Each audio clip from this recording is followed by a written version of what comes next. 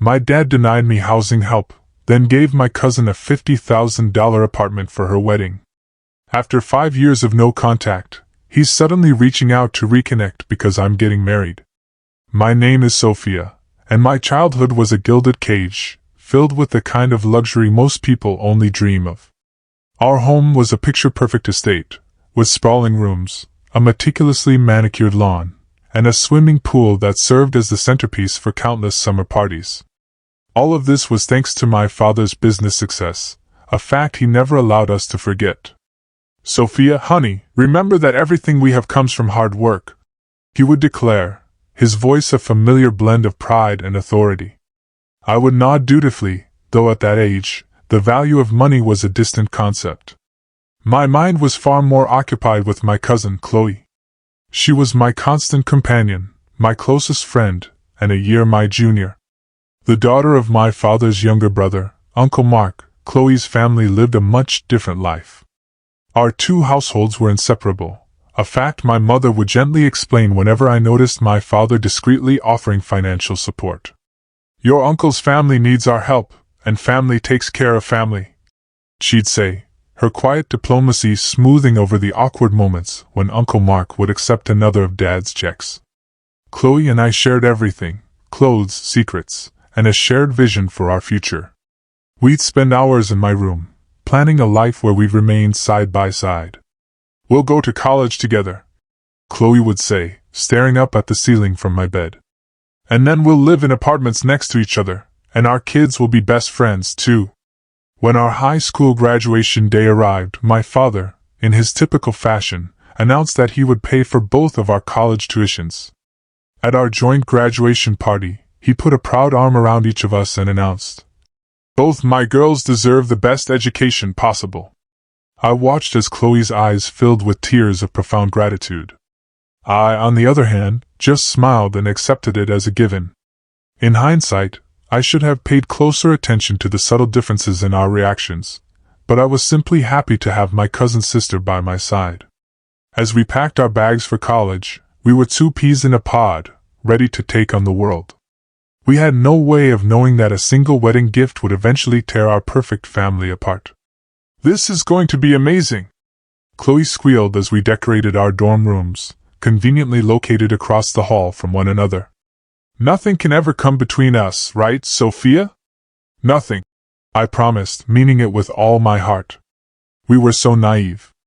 But that's the nature of perfect families. Sometimes, they are only perfect because we choose not to look too closely at the cracks in the foundation.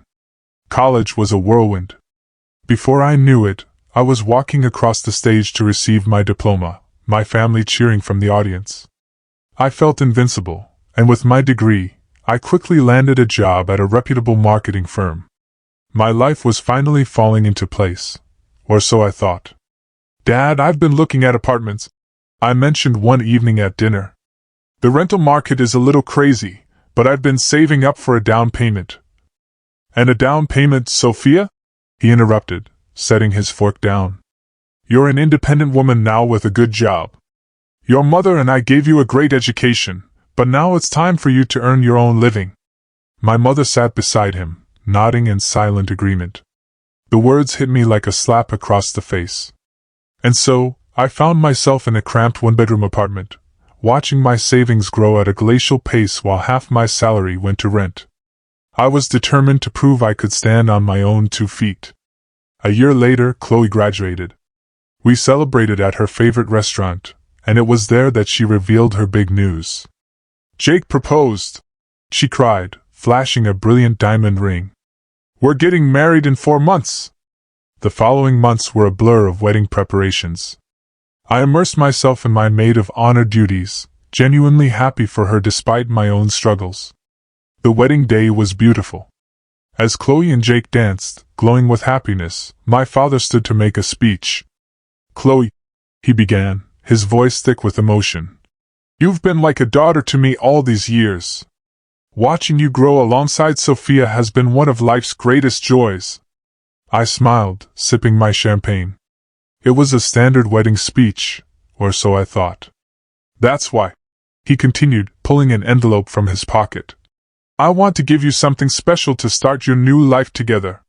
He paused for dramatic effect. The keys to your very own apartment. My glass nearly slipped from my hand.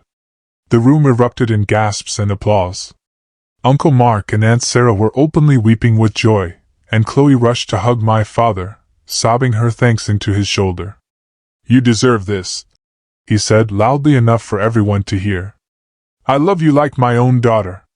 I sat frozen in my chair as relatives swarmed Chloe and Jake.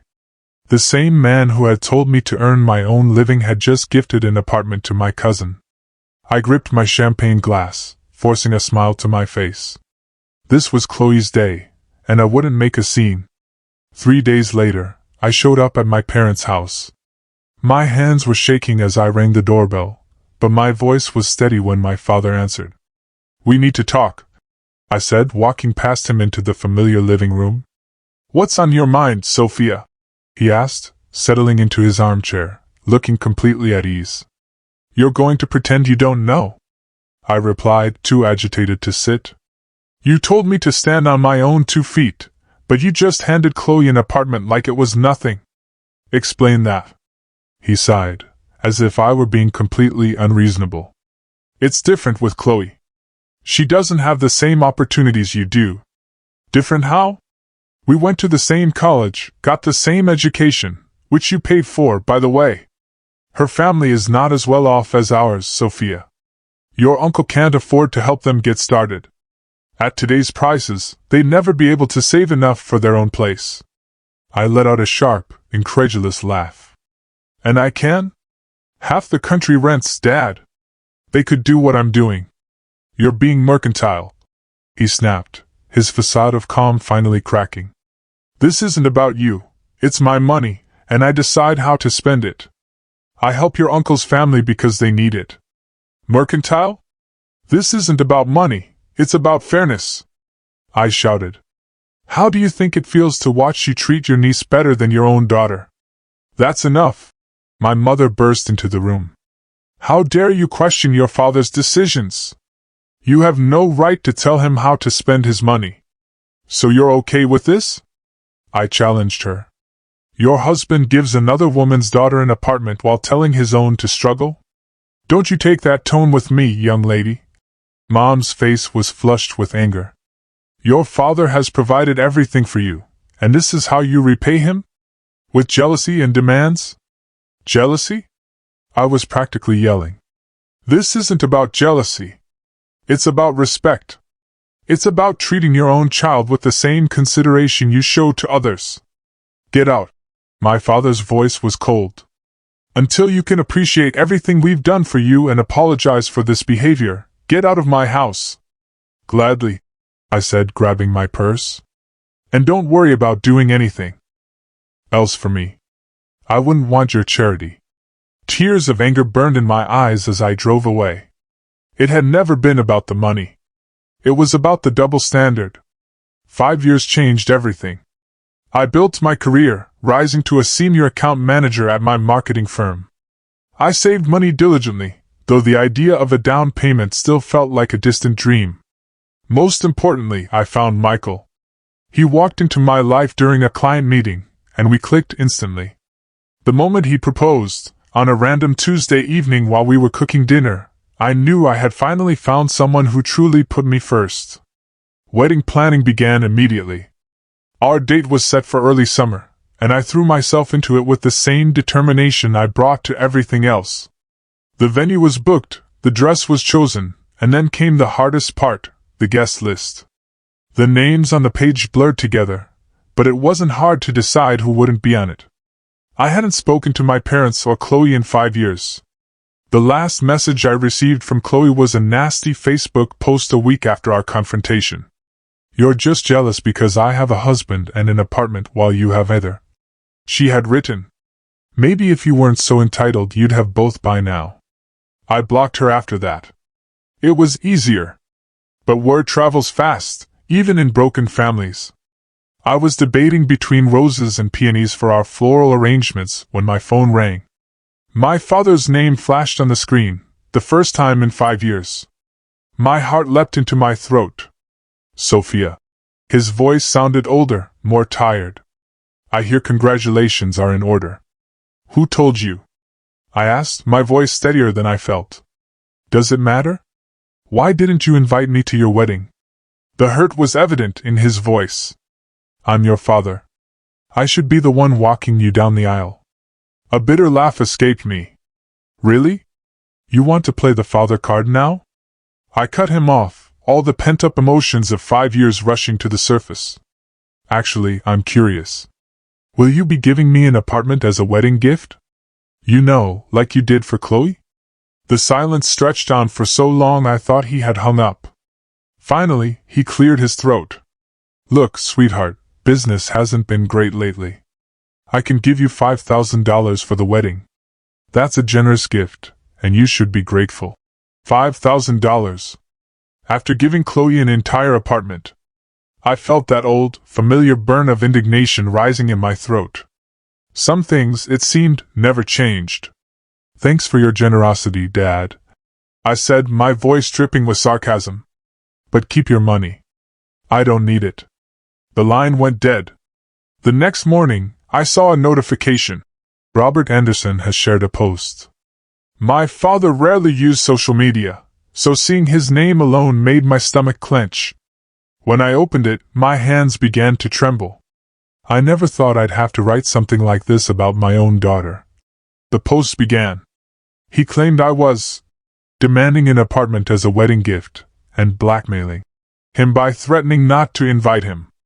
The comment section immediately exploded. Relatives and even strangers weighed in, calling me ungrateful and entitled. My fingers flew across the keyboard. A matter of principle, I commented. You gave my cousin an apartment for her wedding. Your own daughter deserves the same consideration or at least an explanation for the difference in treatment. But the comments kept coming. Something inside me snapped. I opened a new post and began to write. Let me tell you all a story that's been bothering me for years. I began. It's about a father who has always treated his niece better than his own daughter. I listed the lavish parties, the exclusive shopping trips, the larger allowance, the wedding gifts, and the fact that Chloe had her first dance with my father instead of her own. And you know what? The more I think about it, the more suspicious this whole situation seems. I wouldn't even be surprised if it turned out Chloe was actually my father's daughter. I hit post. The words stared back at me. A nuclear bomb dropped into the center of my family's facade. There would be no taking it back. The aftermath was exactly as I'd expected, nuclear. Within hours, my phone was blowing up with calls and messages. My mother's voice was shrill with anger, my father's filled with rage.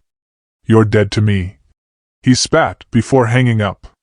Aunt Sarah was particularly venomous. You vindictive little, she hissed. How dare you suggest something so sick? Chloe sent a message congratulating me on proving what a hysterical, paranoid person I had become. I quietly blocked everyone who had left a nasty comment. My wedding guest list was significantly shorter, but I told myself it was for the best.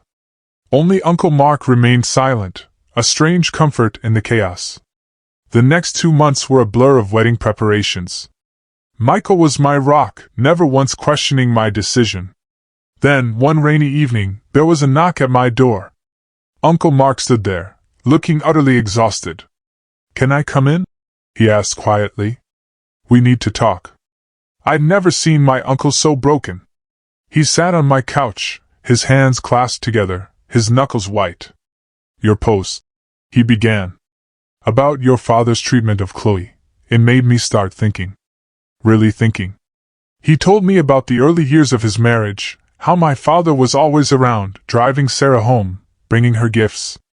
I was such a fool, he whispered, his voice cracking. I thought he was just being a generous brother. With trembling hands he pulled out an envelope. I had to know. After your post, I just had to. The envelope contained DNA test results. Uncle Mark had collected hair samples from himself, Sarah, and my father. The results were unequivocal. My uncle's genetic match to Chloe was only that of an uncle, 84%. My father's, however, showed a 99.99% paternal match. Sarah confessed everything today. He whispered. 25 years. They've been having an affair for 25 years, since before Chloe was even conceived. We sat in silence, piecing together a past that suddenly made horrifying sense. The special treatment, the excessive gifts, the way my father always knew about Chloe's life before anyone else. I'm so sorry, Sophia, Uncle Mark said as he left. I should have seen it. As I watched him walk to his car, his shoulders hunched with the weight of 2 decades of betrayal, I felt no satisfaction in being right. The next morning, my phone buzzed with a text from Mom. Sophia, your uncle just left. We need to talk. Meet me at Rosemary's Cafe in an hour. I found her in a corner booth, looking sleepless and clutching an untouched cup of coffee. I filed for divorce, she said, her voice cracking. I just came from the lawyer's office. Uncle Mark had told her everything. The DNA test, Sarah's confession, the decades-long affair. He had filed for divorce too. Sophia. Mom reached across the table and grabbed my hands, her eyes filled with tears. I owe you the biggest apology. All these years I defended him. I sided with him. I watched him favor Chloe and told myself it was nothing. I should have listened to you. You were the only one brave enough to say what we all should have seen. We spent hours in that cafe, crying and talking, beginning the slow process of healing. That evening I was home when a pounding started on my door. It was Dad, his face purple with rage. Are you happy now? He shouted, pushing past me. You've destroyed everything. 2 families destroyed because you couldn't keep your mouth shut. I destroyed nothing, I replied, surprised by my own steady voice. You did this. You made a choice 25 years ago that would destroy these families. I just exposed the truth. Then it settled. He snarled. You're no longer my daughter. A strange calm settled over me. That's fine. I smiled. You have another daughter anyway, don't you? The look of shock on his face was almost comical. Before he could respond, I opened the door and gestured for him to leave. That night, I called Uncle Mark. Uncle Mark, I began, my hands trembling slightly. I have something to ask you. Would you walk me down the aisle at my wedding? There was a long pause. Sophia, he finally said, his voice thick with emotion. I would be honored. 2 months later, the garden venue was beautiful, scattered with white roses and peonies. The guest list was smaller, but every person there had chosen truth over comfortable lies. Mom sat in the front row, dabbing her eyes with a tissue. When Uncle Mark took my arm, I saw tears in his eyes too. The divorce proceedings between my parents moved surprisingly quickly, and Mom received a $200,000 settlement. One afternoon, while I was writing thank you cards in my rented apartment, Mom came to visit. I want you to have this, she said, sliding an envelope across my coffee table. Inside was a check for the full settlement amount. I want my daughter to have the home she deserves, she said. Consider it compensation for all the years I failed to stand up for you. I won't pretend I didn't cry when I deposited that check. I won't pretend it wasn't a beautiful moment when Michael and I found the perfect apartment, a 3-bedroom with a balcony and enough space to start the family we hoped for. Every time I unlock our front door, I feel a sense of justice being served. I heard through the grapevine that Dad and Aunt Sarah got married last month. They're not hiding their relationship anymore, their social media full of happy couple photos. I don't follow their accounts, I don't need to. Most of our relatives sided with Mom and me once the DNA results became public knowledge. Even those who initially defended Dad couldn't ignore the evidence. Uncle Mark comes over for dinner every Sunday. He's dating again, tentatively stepping back into life after the betrayal. Mom joins us often, and watching them heal together, bonded by shared pain, has been beautiful. Sometimes, late at night, I think about Chloe. I wonder if she ever suspected the truth behind our father's favoritism. But those thoughts don't keep me awake anymore. I have my own life now, my own home, and a family built on honesty instead of secrets.